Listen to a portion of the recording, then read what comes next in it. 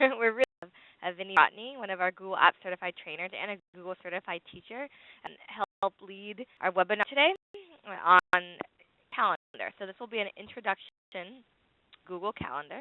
And please, if you have any questions about the presentation, put them in the Q&A window in the WebEx, not in the chat window. It's a lot easier for us to address the question and answers at the end if you put them in the Q&A window.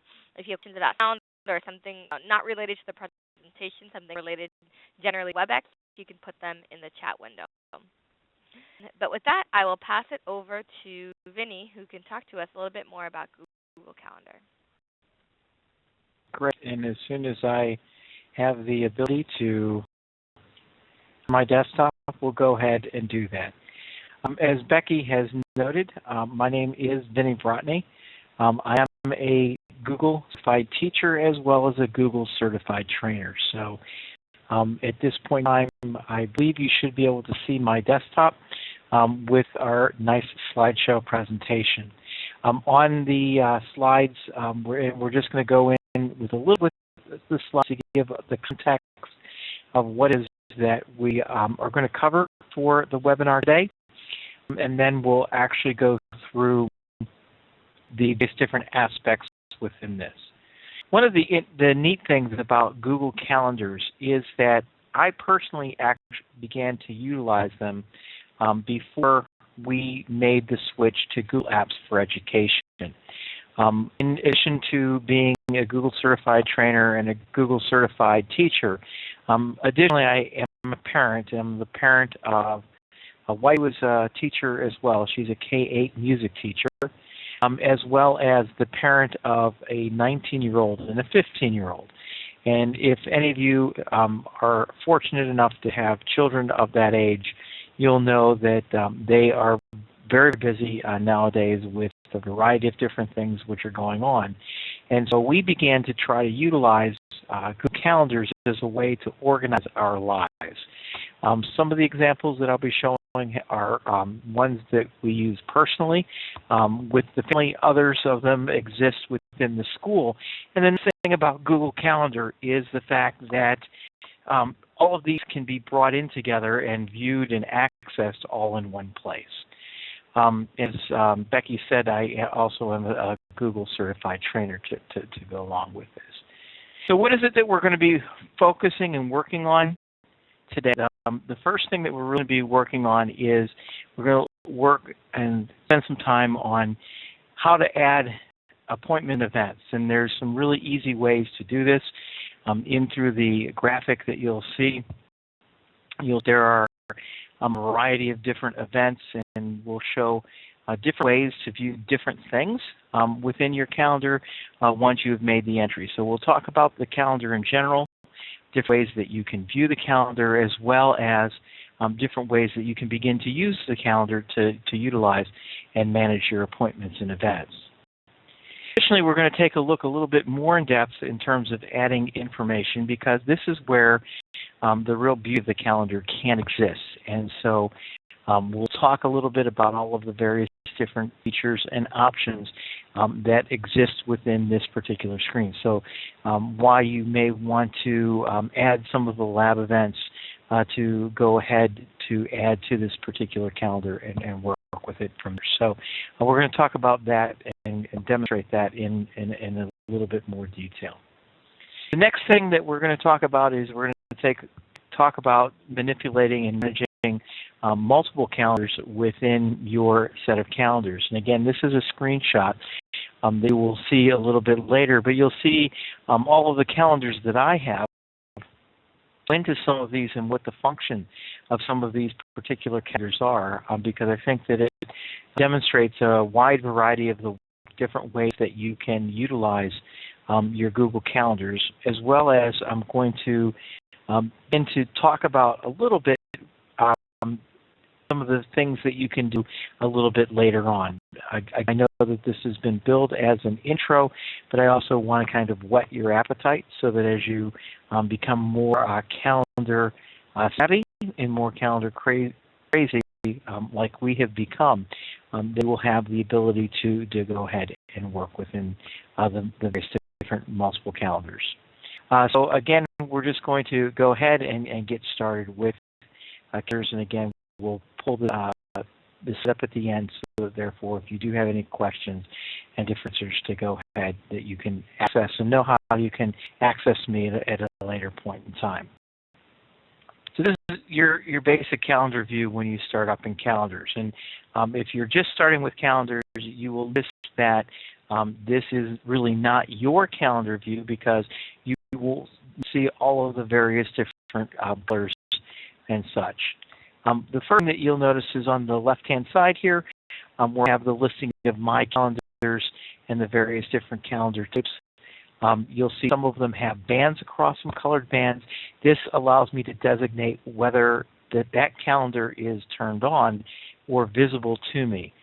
What I can do is I'm going to go ahead and just display on my normal calendars. This is the way that your calendar would look like when you were to begin using the calendar for the first time. All of the other calendars that we've seen previously would not be there. A couple things with calendar, and just to get up and begin, is the different views we can utilize within the calendar.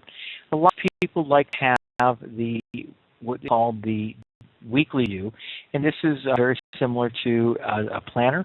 You'll see that we have a Sunday through Monday view of all of the various different aspects that we've added to the calendar.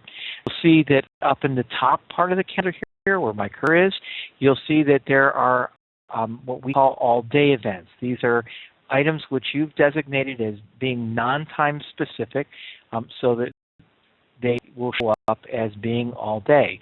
And this upcoming Friday, you'll note that it is Good Friday for those of you who are Christian, and we don't have school. So I want to designate that as being a non-school day.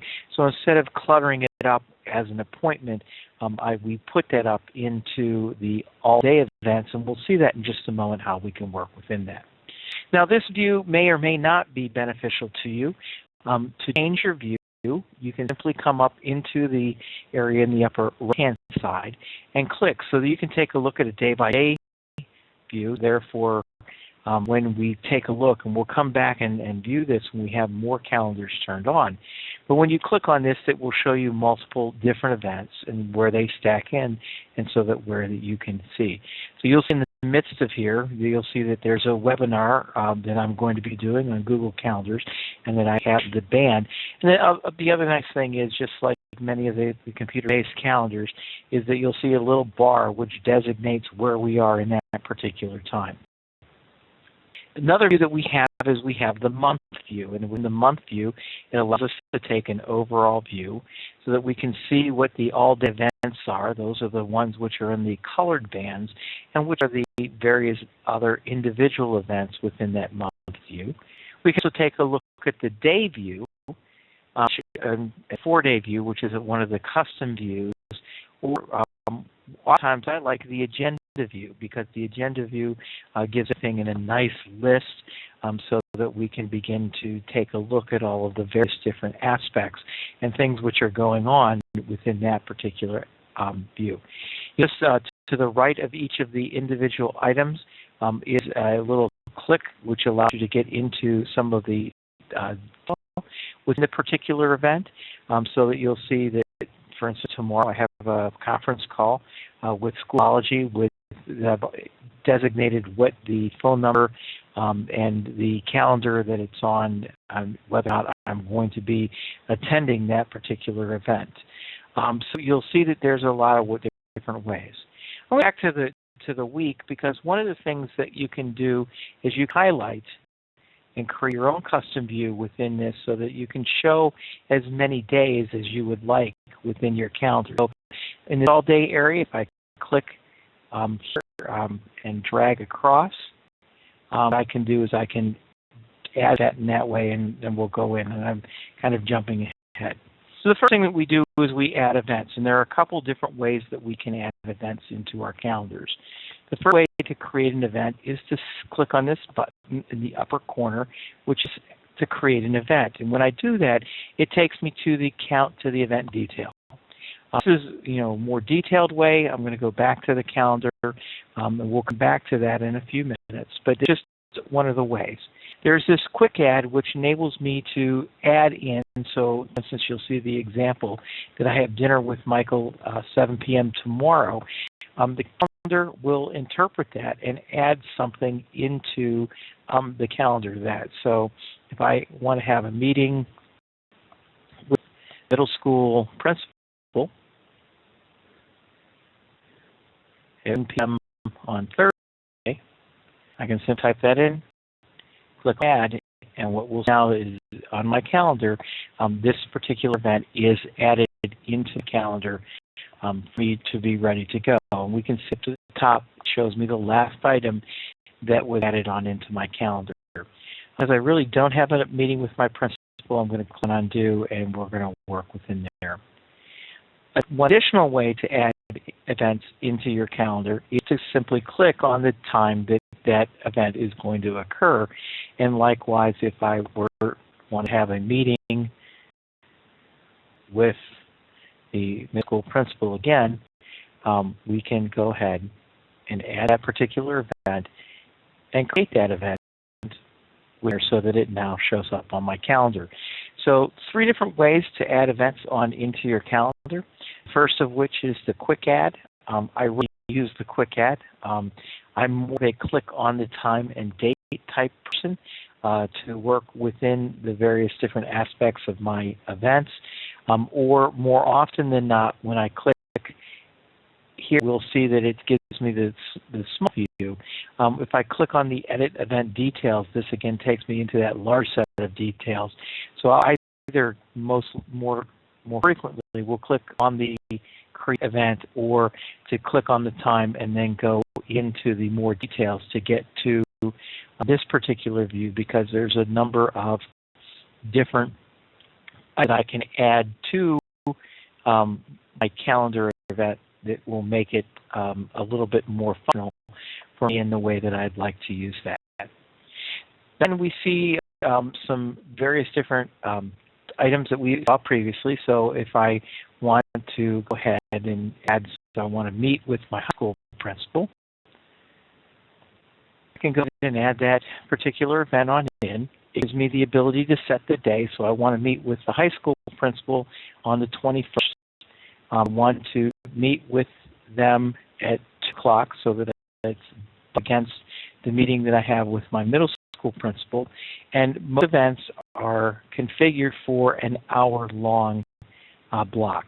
Now, for a number of schools, we don't work in these hour-long blocks.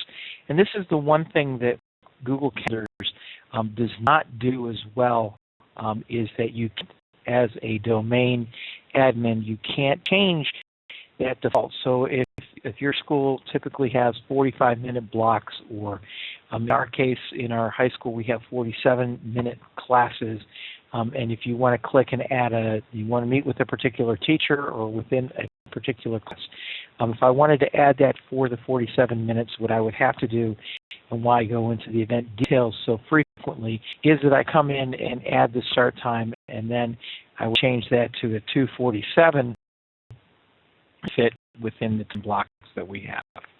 Now, one of the other nice features, especially since we are in the central time zone, if you're wanting to set and you get about your time conversions and you're dealing with different vendors or outside people, what you do is you can click on the time zone and you can specify which time zone that this is being set for. So if someone, and I'm dealing with a vendor who's on the West Coast, and I know, that, for example, that they are not sure, and they're trying to schedule a meeting in their time at 1 o'clock, which is 3 o'clock Central, I can go ahead and set the event time zone for that, which then will help me convert it and put the item into event. Some other detail within your calendar is you can put locations as to where the items are. We're going to come back and talk about this calendar piece, because we'll talk about that when we talk about managing multiple calendars within our example. You can put a description. It allows you to have some kind of notes as to what's going on in that particular meeting. Again, depending on how you want to organize your various different items, you can go ahead and work within that. What's nice, and we'll go into this a little bit later, is some of the Google Labs features that you can turn on for your calendar. One of the Labs features that you can turn on, and I'll remind you when we come back, is the ability to add an attachment to this particular event. This allows me to attach an agenda or multiple items within my Google Docs. For instance, if I want to have a conversation about the core registration, I can simply click and select this. This will now take that particular document to the event, so that therefore when the event occurs, they both have access to that. We both have access to that before we actually begin that particular event. If you're a person who likes to have reminders, there are a variety of different ways that you can set your reminders in this reminders areas within the event details. Some of the reminder types that you have, that you can have an email sent to you. So if you're a person who likes to is in email all the time, what you do is you can set to have an email reminder set for 30 minutes before the reminder. Additionally, if you're a person who likes to use SMS messaging, your text messaging, and you have properly configured in the settings your phone and mobile aspects of your Google Apps to your mobile device, you can choose an SMS message. So I want to add, so I'm going to get an email in 30 minutes before. I'm going to get a text message reminder so that when my phone is in my pocket, it will go off in 15 minutes, and I can have a pop-up on the screen at 10 minutes. So I have the ability to go ahead and have multiple reminder types depending on how you want to manage, or you can turn off all reminders so therefore that you are not reminded of this particular event. But again, this gives you the flexibility and the comfort of being able to configure the experience so that it works best for you. Now, within the event, you can show the event as being busy or available, and this is depending on the ability that others have to your particular calendar. You'll also be able to set this to a private event. So you're scheduling on into your calendar that you have a doctor's appointment. You don't want people to go ahead and see that. So if this were a doctor's appointment, I would choose the private, because in our domain we have set the privacy default to being a public view for everyone. So if this is a doctor's appointment, one of the reasons I do come into the event details is to set this to private. Now, this is something that we'll talk a little bit later in terms of other visibilities and how other people and how we can share our various different calendars with others in managing calendars. What this will do is it will show that that time is blocked out, but others won't see the event detail particular calendar within there. It's a feature that we utilize all of the time within our calendars. And we were to say that the move to using email and the email services was the main impetus for our schools moving to Google Apps 2 years ago. Calendars overtook that in a lot of respects in terms of a lot of the various different planning items and times that we can work with. So the reason we like to do this is if I want to add and have this item and sent to the high school principal so that the high school principal does not need to physically add this to his calendar, I can come in and invite him as a guest. So I come in and begin to type his name. His name is Dave, and I can add as many different members of my domain or people who are outside the domain if your domain admin has set this on up so that you can send the invitations for your calendars and that your calendars are publicly accessible to the outside world. So we can work this. So we can make some attendees optional, etc., and we can continue to add. So we can add all of the various different people. So if I want to make sure that this also gets on as a reminder to his secretary, I can add the secretary on in. And so now when I save this event, it asks me, do I want to send an invitations to the guests? Now at this point, I'm not going to send an invitation because this is a false event for the purposes of this demonstration. But send this particular event, what would occur is an email would go out to the individual. It would, I'll show that in just a minute. So we'll actually show that now. So I'm not going to go ahead and send, and it will go on in. So what will occur when someone is getting that particular event invitation, you'll see that, and I'm going to go into my accepted meetings folder. You'll see that there is an invitation. So here is an invitation that I received for my calendar for a meeting which was today. This email, and I can now, as the attendee who's being invited, I have the ability to choose yes, maybe, or no. So this is some type of a committee meeting. You'll be able to see who's responded, who's not responded to that particular meeting. The nice thing about this is that when someone has accepted your invitation, so this was a meeting that we have scheduled for next Tuesday, you'll see that I'm the organizer, and so therefore I sent out the invitations. You'll see that Vinnie Cousineau has accepted this invitation, so you'll also get an email trigger back when an individual accepts the invitation or declines the invitation that you've sent out within that particular event. So calendars can be very helpful. No longer is there a requirement of double entry for attendees because you can send out via an email. They can simply click yes, no, may, and you can track those individuals. So I'm going to go back to the edit event details. So if they've chosen yes, you'll see that there'll be checks that they're attending. If they're no, you'll see that there is a designation that there is no. And if you want to not know all the responses back, you can simply click on email the guest to get that and re-ask them for that. Now, one of the things that's really often tricky is you're not sure what the person is doing that you want to invite and you want to see. So by clicking on this details on the link Find a Time, you notice that it will show you each of the attendees you have added into that event via that email. You'll be able to see what's on their calendar at that particular point in time to see if that really will work for that particular person.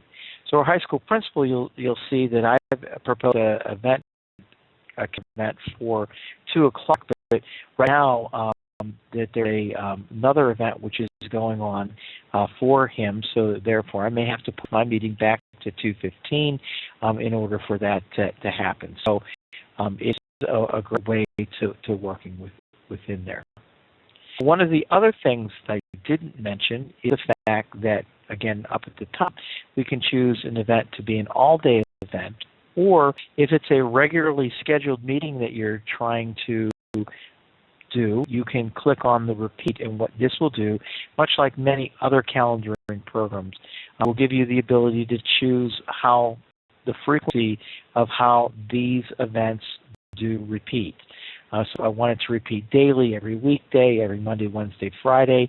I can choose the regularity of the meeting, so I'm going to leave it as weekly. I can choose it how often. If I want it to repeat, be every other week. When does it start on? When does it end by? And click on Done. I'll add that item to my calendar every 2 weeks during that same time block. So it's a really great way to work within there. If I go back to my calendar, I'm going to go ahead and save the changes, and I'm not going to send any updates. That's one of the things that you'll notice. You'll notice I have this F block. F block is a designation within our schedule, but this is a class that I teach. And so what I was able to do is I was able to go, and every Thursday at 10:45 to 11:50, I meet with my F block class, and I was able to add those particular items into my individual calendar so that I could go ahead and work with that. So we see that my meeting with the high school principal is there, and if I now go 2 weeks in the future, we see that that event will add on into my calendar so that it's ready to work with. I'm going to go back and edit the event details one more time just so that you can see. One of the other links that exists is the ability to add rooms, etc. Now, this is something which need to be set up by your Google Apps domain administrators, one of the domain administrators. But what they have the ability to do, should choose to implement that, and we have, is that they have the ability to add different resources, whether they be rooms, whether they be other resources such as the way that we've used is laptop carts, calendars. So if I want to meet in the library conference room, domain admin has entered and created that so that I can now not only designate a time to have this meeting, I can designate others to put this onto their calendars, but I can also do some reservations of various different spaces by simply clicking on adding the library, so that we've now will put this into the library conference room. So if I click on save once again, it's asking me, okay, well, this is a recurring event. I want to do it and add this to all of the various different items set. So I want a meeting to be in that particular conference room. And again, I'm not going to send that because, again, I don't want to clutter their email message box because I'm going to go ahead and work within that. So there's the various different ways that you can work with Calendar to add all of the various different events that you have. Now, another way to work within this is to designate various different calendars, because you can keep items on different calendars and create different calendars. Now, the way that we can add a second calendar is to click on the add, and it allows us to give a calendar name. I'm going to go ahead and in a new calendar, I'm going to call this my Google calendar. I'll give a description, and I can give a location and the time zone, and I can choose whether or not to share this calendar with others, and I'm not going to. This is going to be a personal, private calendar. But if I wanted to share this with others, I could click on the share calendar with others, and I can choose to make this calendar available either to just the members of my organization, and within the members of the organization, they'll see all the event details, or they'll only see when I'm free or busy. So they'll only see blocks with no designation as to what's going on, but they'll know that they can't schedule me at this particular point. Or I can make this calendar completely public, so that therefore anyone in the world could potentially access this if they had my email address. That we can share, if I want to be a little bit more targeted and specific within the sharing, is to share it with specific individuals. So that therefore we can, the person has a Google account, and that Google account could exist within your domain or outside your domain. You can go ahead and share. So I wanted to share this particular calendar with, I'm going to share it with my outside Google. So I'm going to share it with Vrotny out by gmail.com, and I'm using my regular email. And again, what I can do is I can have different levels of management for that particular individual which I'm viewing.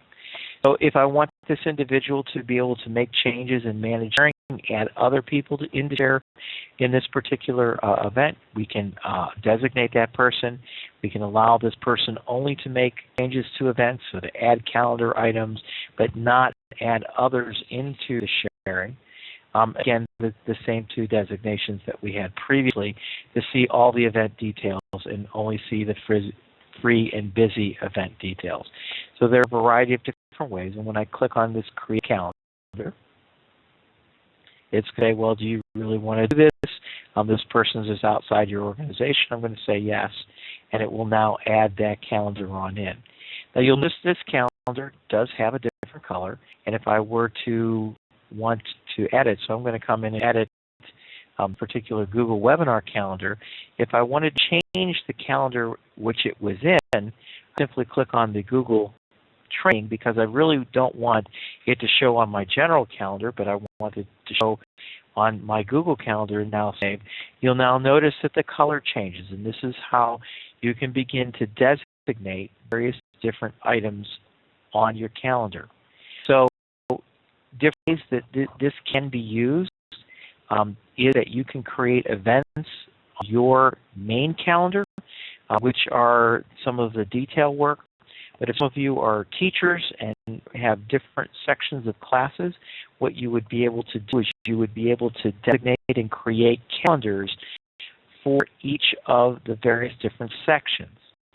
That way that you can choose visibility for those particular sections only to the members of the class. So if you're using Google, the groups in Google Groups, you can share this on out to members of the group, so that therefore then they can begin to utilize and take a look at all of the various different aspects with that calendar. Go ahead and turn that off. Simply click on the bar that will toggle the on-off with that particular different calendar type, so that we can work within there. So this allows us to begin to manage the various different X and types that we work. Now, just to kind of show you some different examples of some of the other calendars that we utilize within school, we have a assembly every Monday and Wednesday. We call morning exercise.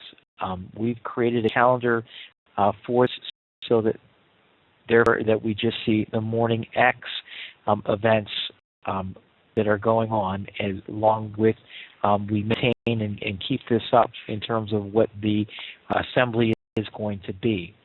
I'm going to go into the calendar settings. Is by going to the little arrow. We can go to the calendar settings, or we can click on the settings link. So I'm going to go to the calendar settings here, and this is what we see after we have built a particular calendar. See that we do have the ability to come back and share this particular calendar. So you'll notice that our upper school or high school principal, as well as the assistant, have the ability to make changes to the events within this. But I'll go back to the calendar details. You'll see that the calendar, once we've created it, we have the ability to embed this calendar on into any Web 2.0 service that allows for embedding. So if you're using a blog, you're using a wiki, we use Moodle as a course management system. And what teachers are doing is they're creating their calendars for each of their groups and sections, and then using this embed code to copy and paste it on into their Moodle page.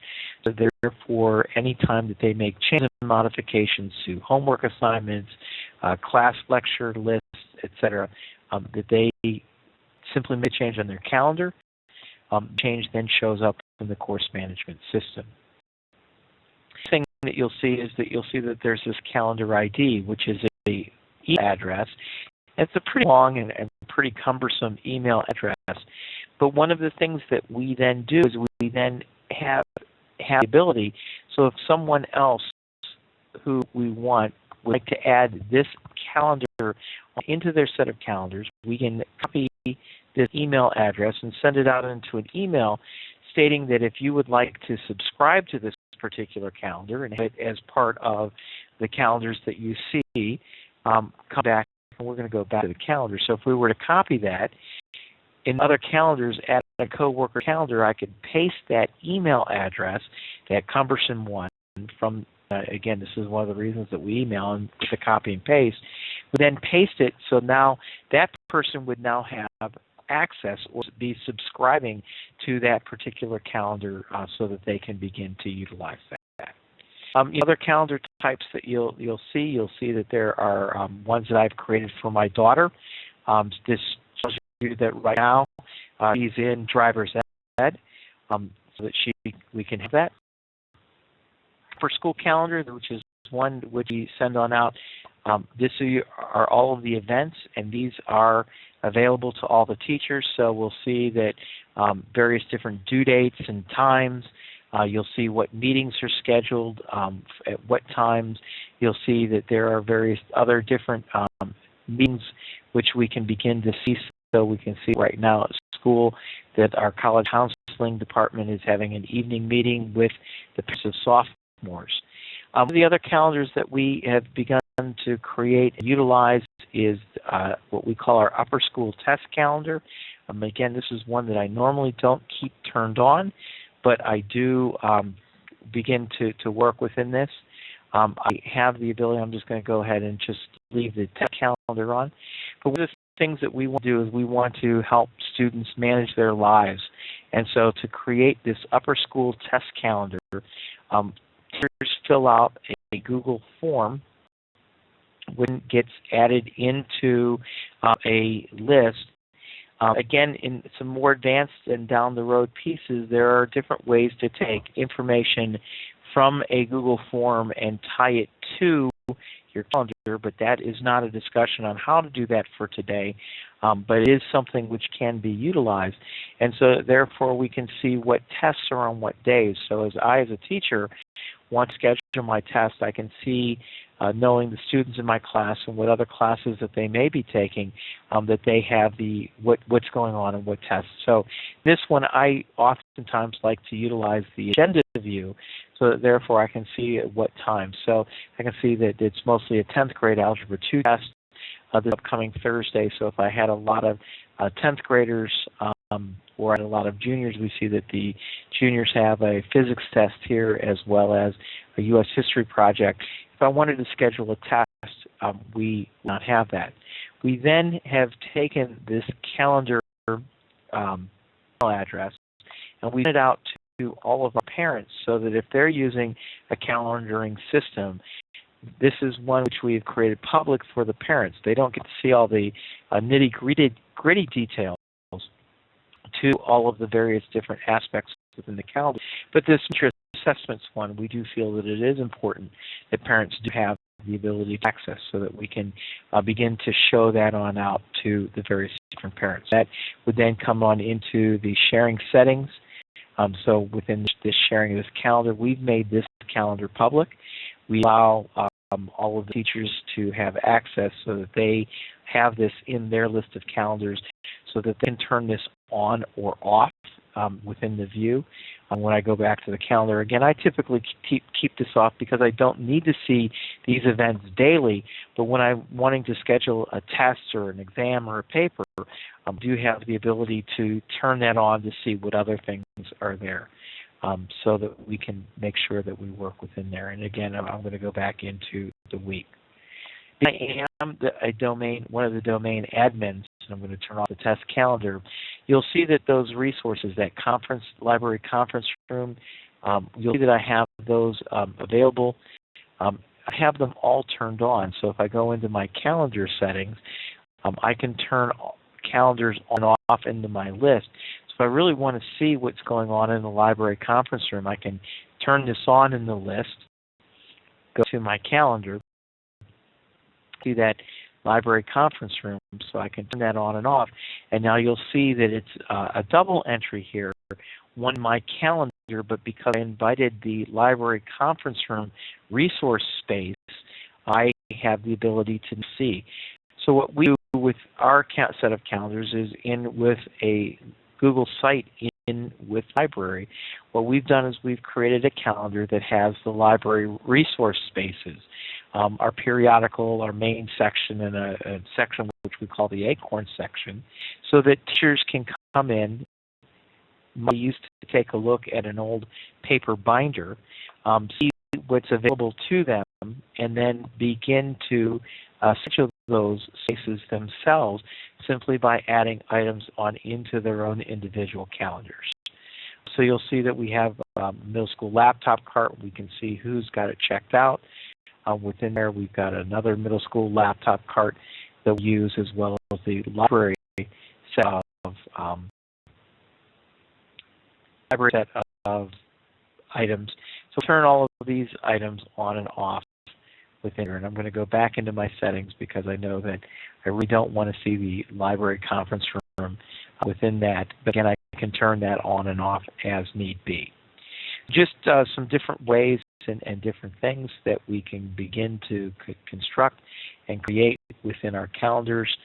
I'm going to turn to Morning X calendar.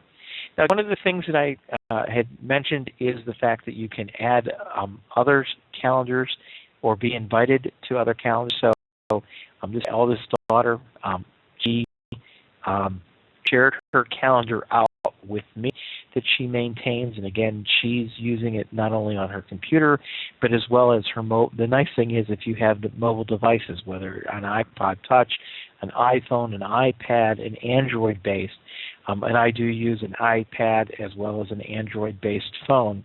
I can add events onto this, and I can set my calendars on up so that I can view the various different calendars on the various different apps on the various different devices. So, as she's adding her work schedule, her class schedule, she's in college, as well as other trips that she's potentially taking within there, so that therefore that I know what's going on in her life. And again, anytime that she makes the change into her calendar, I no longer have to track her down and say, geez, did your work hours change? I can simply open that up within her calendar. Additionally, that we can see that I can mouse calendar. So that she, again, as a teacher, I can see that tomorrow she's got course and an all-staff meeting. Again, if those things change, and one of the nice things that this is brought into the management of our lives is that that an event changes. No longer does she have to simply. She can email me, but additionally she can make the change to her calendar, and then it's automatically pushed and populated to my calendar so that I know what's going on. So there's some other calendars which are a lot of fun and neat to add on into your particular list of calendars, and especially if you're a trainer and you're wanting to get people up and excited about the different aspects of calendar. And we go into add, so we can add a coworker's calendar again into that email address. If you have the URL of a calendar, you can add that. You can import a calendar, so if you're using a different calendaring system, there are many different ways to bring all of the events on over so you don't have to rekey them. One of the things that I like is I like to take a look at this. And one of the things at our school is that we like to be cognizant of different types of students and the various different holidays which are upcoming. So we do have a significant, a larger Jewish population within our school. It's not huge, but it's large enough that as a teacher, I'd like to be aware, and especially this being within the Judaic calendar, the second evening of Passover, and so experience is me that in through the 18 years that I've been at the school, that the first night and the second night of Passover are very huge in terms of the family gathering, so maybe I want to be light. So by coming on into the Jewish holidays, I can click on subscribe to that particular calendar. I'm going to go back to my calendar now, and these other calendars, I'll see that they're listed. So if I want to take a look and see, I can see that last night was the eve of Passover and the all-day events. We see that their Passover is going to exist, and it's going to occur for the next 8 days when it's going to end. So therefore, it gives me the ability to work with it. And I'm going to go ahead and hide this calendar from the list because I've already subscribed to it. Other ones that I like to subscribe to are the holidays, and again, I don't always leave these turned on. I need to turn them on when I need them, but again, we'll see that yesterday was tax day. Earth Day is coming up on Friday, as many of you know. We've got Easter coming up on Sunday. We've got Cinco de Mayo. So it does give us a way to take a look. And then as you go forward and are starting to build, we wanted to schedule a meeting for next spring, the spring of 2012. By having these two particular calendars turned on, you have the ability to take a look, and we could schedule that meeting around both the Christian calendar, Easter, as well as the Judaic calendar, because we have a number of Jewish schools that we're going on into that meeting. So, and the email that I was getting back with acknowledging the fact that we took a look at this, but it was very easy to work within there. Now, there are some other interesting calendars that Google has.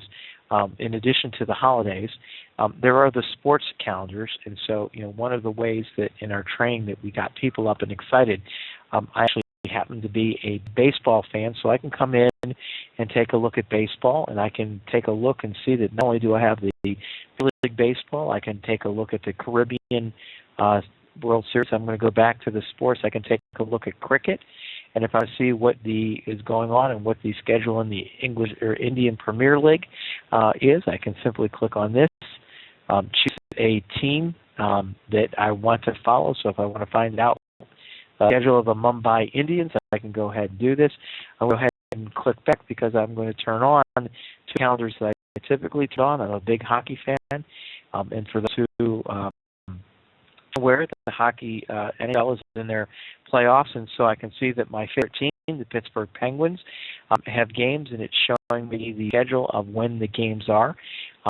There's a change. This Saturday game will change within the time, so again, it pops it on up into my calendar, and if I want to be reminded because I want to be able to sit in front of the television and watch the game, I can again have that send that SMS message to me within the calendar. And games that occurred. For instance, there was a game last night, and we can see the results of that particular game. So no longer do I have to open up the newspaper or turn on the TV or browse the Internet. My Google Calendar will show that. I'm also a big baseball fan, so I can click on, and I'm a big Chicago Cubs fan living in Chicago. There was a game which was scheduled for tonight. That game has been postponed, and we can see that folks who are managing this particular calendar have already added it as a 1:20 game tomorrow, and then a regularly scheduled night game. Now, there aren't not 3 games which will be played. This was a time change, and I'm sure that will change as they go ahead and correct the calendar again. We take a look at the upcoming various different items which are on the schedule, which is coming. So, I mean, calendars can do a lot. They can be used for team meeting and team planning. So if you want to have committee meetings, grade team meetings, department meetings, you have the ability to come on in, close events, find available times for everyone, push the invitations on out, see where people are within there. The last bit of time that I have, and then we'll turn on over into some questions, is to take a look at some of the calendar settings. And specifically within the calendar settings, this is where you would come and set up your mobile phone.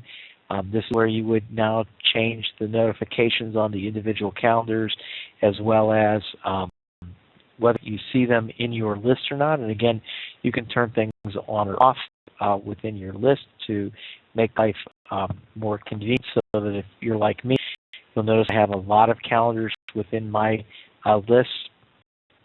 I don't see all of them in my calendar view, but if I do need to turn one on, I can do that, as well as I can change my sharing settings, which, again, to just review, this allows me to specify who has access to this particular calendar, whether this calendar is shared, how is it shared. You'll see I've shared my calendar out with everyone within our organization, which is the default. They can only see the free and busy, so they'll see what not available and available, but they won't see the detail within this, as well as notifications, so that if I want notifications, the SMS, if there's a meeting cancellation, a change invitation, I can set this up, as well as a daily agenda, which triggers a email message to my email mailbox, which is a agenda view of what's going on during the day, which you can go ahead and set with your email in through the different reminders. And it's just a really nice way to go and work with calendars. So again, I'm going to go into the calendar settings, and I'm going to talk about some of the lab features. Lab features are a lot of fun in all of the various different the Google Apps for Education domain suite. So this is where the events. Before I talked about the fact that you were able to add a Google Doc on into your event detail. You would have to come into the labs, and I said we'd come back to that. Right now, that's not a normal feature within the events. You have to come into the labs thing, and you would have to enable this, and so that this is where that you can work within this. It delays this lab, which I currently have turned off, will enable you to automatically define invitations if they come to you and you have blocked out sections of your calendar that you're available. You have gentle reminders that, again, there are some pop-ups and things, but this will typically flash your web browser as opposed to giving you some other things. You have the ability to use a smart rescheduler, so if you have that which is coming up, it will suggest times for the event to be rescheduled. So in some organizations, it can be very helpful. You may occasionally turn on and use, so if you want to kind of take a look and see what's going on within your view, you can change your background image. You're free and busy. Some people want to be able to jump to a specific date within the calendar. You can go ahead and enable that with it. So as I go now to say that we have the jump to date. So if I now want to jump to April 19th, 2012, this gives me a quick way to jump to that particular date and see the various different events which are scheduled at that particular point in time. So there are some lab features. The one that I highly recommend if you really begin to use the feature is that ability to add Google Docs in as attachments to the various different items. So therefore, as I go through and I'm going to have my meeting with my high school principal, I'm going to go into the event details. So again, we can all just access and go to this particular item that we've attached to that. So that's a really, really quick and brief tour to calendars and some of the things that you can do within calendars. Again, you can utilize them within your group meetings. You can create a calendar for your class and share it out with members of your class, or make it public and then share that email address with your parents, so that therefore if you want to open up and be more transparent with what assignment dates or what assignment due dates are, what's going to be covered in class, you can go ahead and set those aspects up within your calendar. I'm going to just quickly just show you my contact information. Once again, should you have any questions, and I'm going to go ahead and turn off my sharing of my desktop, and I'm going to turn back over to Becky. I'm sure that there are some questions. Thank you so much for such an informative presentation. Those of you out there who weren't familiar with Google Apps learned a lot today. If you have some questions, if we run out of time, please know that this webinar is being recorded, and we will be typing up all the questions and answers in a Q&A doc, which we will email out to everyone tomorrow. So does the quick add work in other languages besides English? And I can answer that right now. Please do, because I don't know. Right now, it's only available in English if your language setting is set to English. But our engineers are constantly working on ways to improve the product, so hopefully it will be available in other languages soon. Next is, can Google Calendar share tasks with other calendars? So I can answer that one as well. It's important to know that tasks share in Google Calendar is not actually a calendar within itself, so it doesn't have the exact sharing capabilities that a typical Google Calendar would have. So you do not have the ability to share that task with another calendar because it's really connected to tasks within Gmail. Add something to that, Yep. Becky? For those of you who have users who are more significant Outlook users who are looking for that ability to share those tasks and be able to do some of the various different aspects, that is one of the it's the things which is not as developed. Although in the last 6 months, the whole task features with Google Calendars has gotten much better, and I'm hopeful that the development for that will continue at some point. Yes, will. And it's also, if you're looking for a calendar to be able to share tasks like that, you can always just create another calendar and just name it tasks, and then share that out with other people. So that's sort of a workaround for being able to share.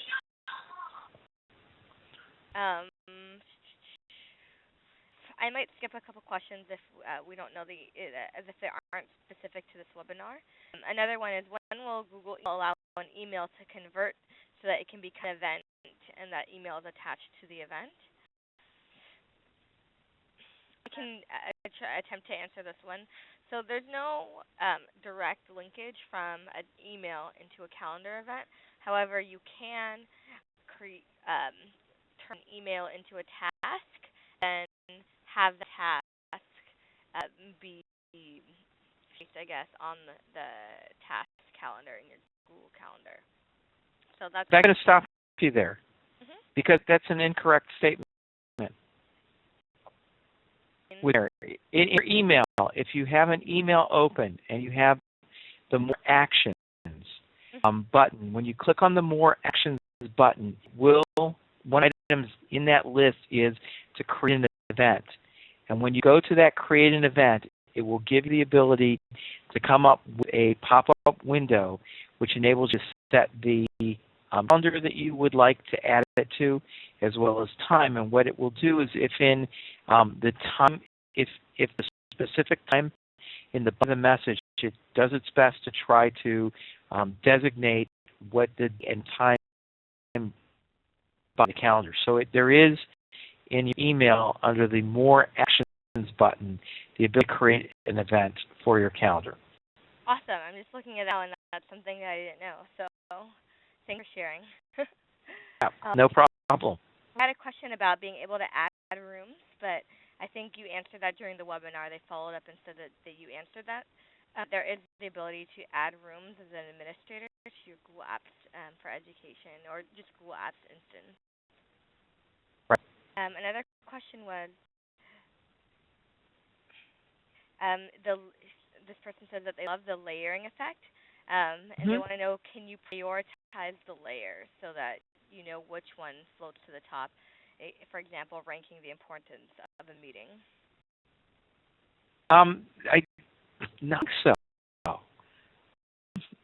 I think that it's the layering is based upon time, and so that's where the layering comes on in, is the earliest and the latest and the various different calendars. But I don't think that there's a way to prioritize within there. So.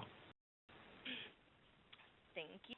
And then can you change the order of how the calendars appear in the left panel?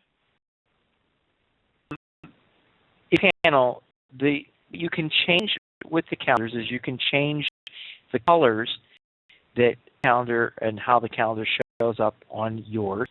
Can you change the ordering? That change the ordering, come in alphabetical order, and not found a way to go ahead and reorder them. Yeah, there's not really a great way to reorder the calendars. One workaround that we've seen people doing is automatically appear in alphabetical order, but you can do number ranking. So let's say you have 10 calendars. You start with 01, 02, and you change the name on each calendar so they started with whatever number ranking you wanted, and it would just reorder itself for that number ranking so that the calendars you wanted to be on top would be closer to the top of my calendars. That's one workaround. So the other calendars that you showed, like the Jewish calendar and the sports calendar, can you share those with other people? Yeah, you can, but again, and who has a Google Calendar can go out and just browse the calendars themselves. So, that's one of the reasons that I like to utilize those particular calendars in trainings that I do to get people and show people how to access them. Yep. So easier to, whoever you want to share it with, to go ahead and add that calendar through their own calendar.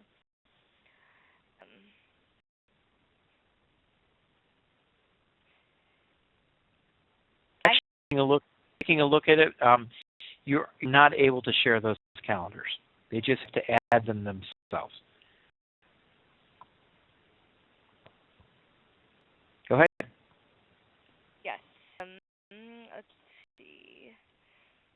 I want cognizant of time, so we'll just take a couple more questions, and if we don't get to answer your questions during the webinar, then be sure to look at the question and answer doc, and we will explain, type up our answers there. Well, could I go into the shared calendars? Mm-hmm. One of the features that I did not share was to copy an event to a calendar. Okay. And so in that question, for instance, the question was, can you share it? Can the Jewish calendar be shared with a class calendar?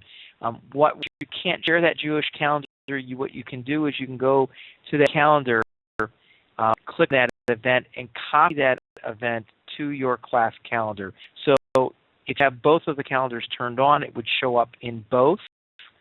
Both of them would show, but then if you turn the Jewish calendar off, then it would put that particular item on into your calendar or into your class calendar, so they would show up there.